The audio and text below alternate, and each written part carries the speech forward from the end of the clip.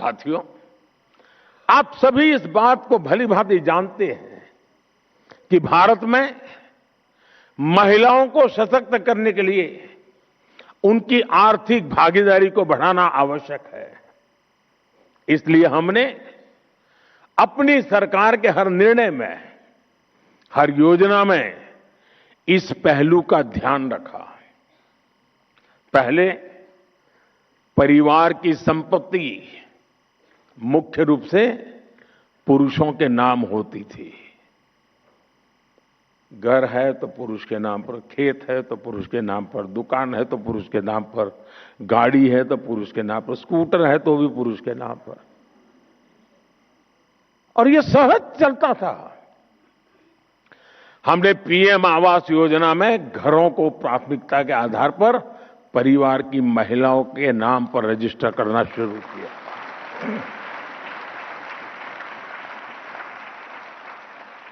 बच्चे स्कूल जाते हैं तो स्वाभाविक रूप से पिता का नाम लिखा जाता है। हमने आकर ये शुरू किया, मां का नाम भी लिखा जाएगा।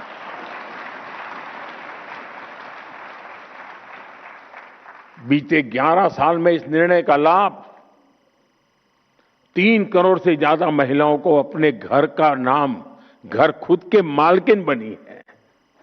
इससे आज घरों में महिलाएं भी आर्थिक रूप से सशक्त बन रही हैं। आमतौर पर पिता और बेटा कुछ व्यापार की बात करते हैं ना, और अगर मां चाय लेके आए और थोड़ी देर खड़ी रहे, अरे तुम जाओ किचन में काम करो, हम बात कर रहे हैं। मैं गृहस्थी नहीं हूं, लेकिन पता बहुत है।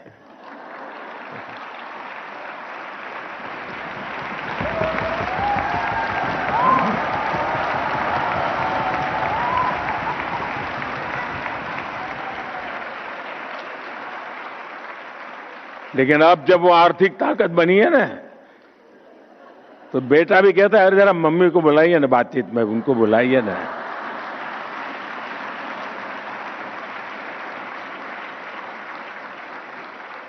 साथियों, 2014 में हमारे देश में करोड़ों महिलाएं ऐसी थी जिन्होंने कभी बैंक का दरवाजा भी नहीं देखा था। महिलाएं बैंकिंग सेक्टर से जुड़ी ही नहीं थी, तो उन्हें बैंकिंग का लाभ कैसे मिला? हमने जन धन योजना शुरू की तो देश की 32 करोड़ से ज्यादा महिलाओं के बैंक खाते खुले।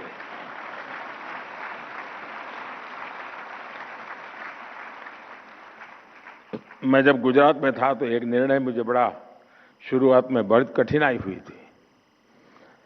गुजरात में कोऑपरेटिव डेयरी का बड़ा साम्राज्य है, बहुत बड़ा काम हो रहा है, और पशुपालन का ज्यादातर काम हमारी माताएं बहनें करती हैं। वो दूध भरने के लिए जाती हैं और फिर वो पैसे हफ्ते के बाद वो देते हैं, तो पुरुषों के देते थे पैसे। मैं जब मुख्यमंत्री बना, मैंने कहा मैं नहीं दूंगा पुरुषों को।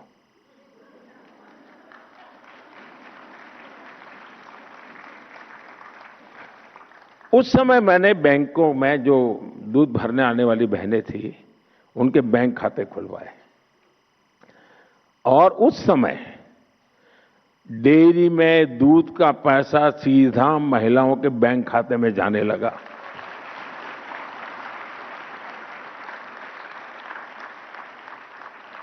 साथियों, आज हमारी बेटियां नए नए बिजनेस में अपनी पहचान बना रही है।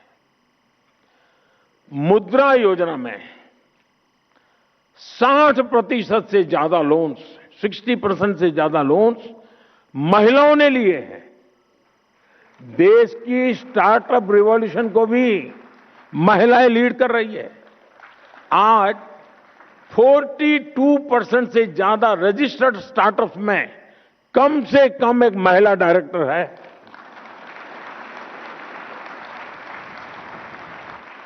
महिलाओं के करियर पर प्रभाव ना पड़े, इसके लिए हमने मैटरनिटी लीव को भी बढ़ाकर 26 हफ्ते कर दिया है।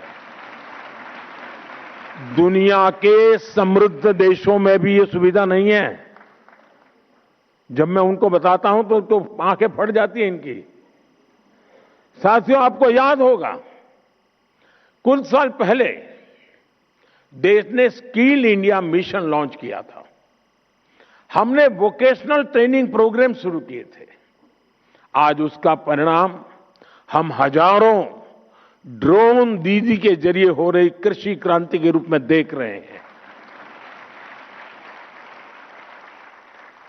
मैं एक बार ये जो ड्रोन दीदी है उनके साथ वीडियो कॉन्फ्रेंस पे बात कर रहा था। गांव की बेटियां हैं, कोई बहू है, वो ड्रोन चलाने से, तो उन्होंने मुझे कहा अब तक तो हमें गांव में कोई बुला, अब तो बोले पायलट कह के बुलाते हैं, हमारी पहचान बन गई, हम पायलट है। यानी परसेप्शन कितना बड़ा तेजी से चेंज हो सकता है एक छोटे से निर्णय से। महिलाएं टेक्नोलॉजी के जरिए आधुनिक खेती करना सीख रही हैं। आपको ये जानकर खुशी होगी कि पिछले 11 साल में करीब 10 करोड़ महिलाएं स्वयं सहायता समूहों से जुड़ी हैं।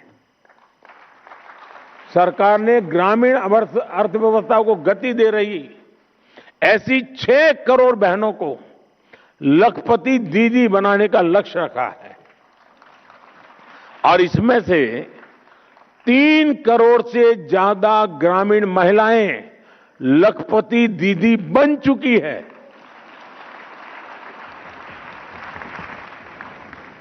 और जो विमेन सेल्फ हेल्प ग्रुप है उनको बैंकों से पैसा मिलता है काम के लिए, और आप जानकर के खुश हो जाएंगे,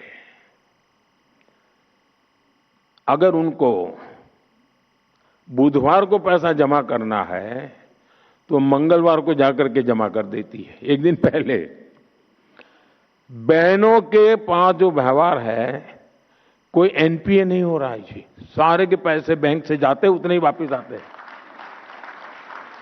और मैंने देखा है, मैंने शासन में आने के बाद बैंकों के कारोबार में गरीबों की अमीरी भी देखी है और अमीरों की गरीबी भी देखी है।